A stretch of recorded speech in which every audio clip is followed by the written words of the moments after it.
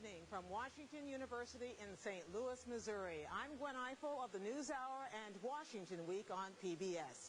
Welcome to the first and the only 2008 vice presidential debate between the Republican nominee, Governor Sarah Palin of Alaska, and the Democratic nominee, Joe Biden of Delaware. The Commission on Presidential Debates is the sponsor of this event and the two remaining presidential debates. Tonight's discussion will cover a wide range of topics, including domestic and foreign policy matters. It will be divided roughly into 5-minute segments. Each candidate will have 90 seconds to respond to a direct question and then an additional 2 minutes for rebuttal and follow-up. The order has been determined by a coin toss. The specific subjects and questions were chosen by me and have not been shared or cleared with anyone on the campaigns or on the commission. The audience here in the hall has promised to remain very polite. No cheers, applause, no untoward outbursts. Except right at this minute now as we welcome Governor Palin and Senator Biden.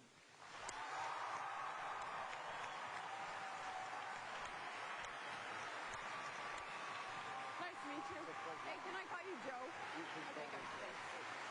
Thank you. Thank you, Gwen. Thank you. Thank you. Thank you.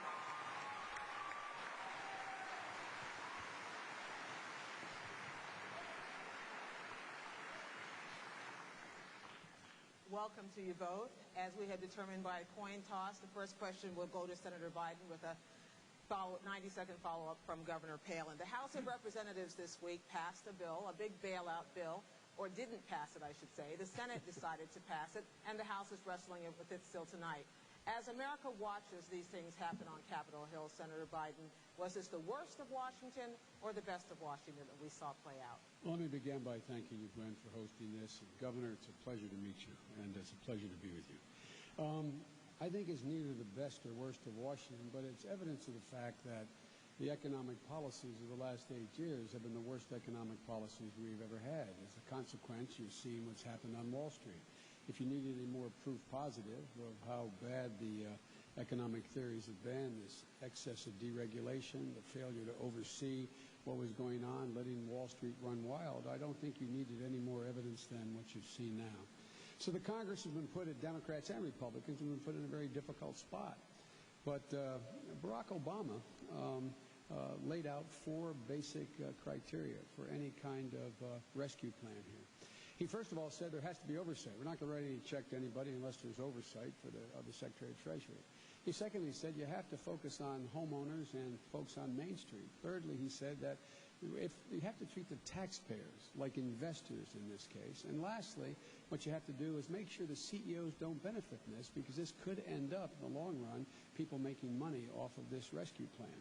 And so a consequence of that, it brings us back to maybe the fundamental disagreement between Governor Palin and me and Senator McCain and Barack Obama. And that is that we're going to fundamentally change the focus of the economic policy. We're going to focus on the middle class, because it's when the middle class is growing, the economy grows and everybody does well, not just focus on the wealthy and corporate America. Thank you, Senator. Governor Palin? Thank you, Gwen, and I think the Commission also, we appreciate this privilege of being able to be here and speak with Americans. You know, I think a good barometer here as we try to figure out, has this been a good time or a bad time in America's economy, is go to a kid's soccer game on Saturday and turn to any parent there on the sideline and ask them, how are you feeling about the economy? And I'll bet you're going to hear some fear in that parent's voice. Fear regarding the few investments that some of us have in the stock market. Did we just take a major hit with those investments? Fear about how are we going to afford to send our kids to college, a fear as small business owners, perhaps how we're going to borrow any money to increase inventory or hire more people. The barometer there, I think, is going to be resounding, that our economy is hurting and the federal government has not provided the sound oversight that we need and that we deserve, and we need reform to that end. Now, John McCain, thankfully, has been one representing reform. 2 years ago, remember, it was John McCain who pushed so hard with the Fannie Mae and Freddie Mac reform measures. He sounded that warning bell. People in the Senate with him, his colleagues, didn't want to listen to him and wouldn't go towards that reform that was needed then. I think that the alarm has been heard, though, and there will be that greater oversight, again, thanks to John McCain's bipartisan efforts that he was so instrumental in bringing folks together over this past week, even suspending his own campaign to make sure he was putting obsessive politics aside and putting the country first. You both would like to be vice president. Senator Biden, how, as vice president, would you work to shrink this gap of polarization which has sprung up in Washington, which you both have spoken about here tonight? Well, that's what I've done my whole career, Gwen, on very, very controversial issues, from dealing with violence against women to putting 100,000 police officers in the street to trying to get something done about the genocide that was going on in Bosnia. I have been able to reach across the aisle. I think it's fair to say that I have almost as many friends on the Republican side of the aisle as I do the Democratic side of the aisle. But am I able to respond to, are we able to stay on the top? You may, if you like. Yeah, well, until 2 weeks ago, it was 2 Mondays ago, John McCain said at 9 o'clock in the morning that the fundamentals of the economy were strong. 2 weeks before that, he said, George, we've made great economic progress under George Bush's policies. 9 o'clock, the economy was strong. 11 o'clock that same day, 2 Mondays ago, John McCain said that we have an economic crisis. That doesn't make John McCain a bad guy, but it does point out he's out of touch. Those folks on the sidelines knew that 2 months ago. Governor Palin, you may respond. John McCain, in referring to the fundamental of our economy being strong, he was talking to and he was talking about the American workforce, and the American workforce is the greatest in this world, with the ingenuity and the work ethic that is just entrenched in our workforce. That's a positive, that's encouragement, and that's what John McCain meant. Now, what I've done as a governor and as a mayor is truly had that track record of reform, and I've joined this team that is a team of mavericks with John McCain, also with his track record of reform, where we're known for putting partisan politics aside to just get the job done. Now, Barack Obama, of course, he's pretty much only voted along his party lines. In fact, 96% of his votes have been solely along party line, not having that proof for the American people to know that his commitment, too, is, put the partisanship, put the special interests aside, and get down to getting business done for the people of America. We're tired of the old politics as usual, and that's why, with all due respect, I do respect your years in the U.S. Senate, but I think Americans are craving something new and different, and that new energy and that new commitment that's going to come with reform. I think that's why we need to send the maverick from the Senate and put him in the White House, and I'm happy to join him there. Governor, Senator, neither of you really answered that last question about what you would do as vice president. I'm going to come back to that throughout the evening to try to see if we can look forward as well. Now, let's talk about the next question is to talk about the subprime lending meltdown. Who do you think was at fault? I start with you, Governor Palin.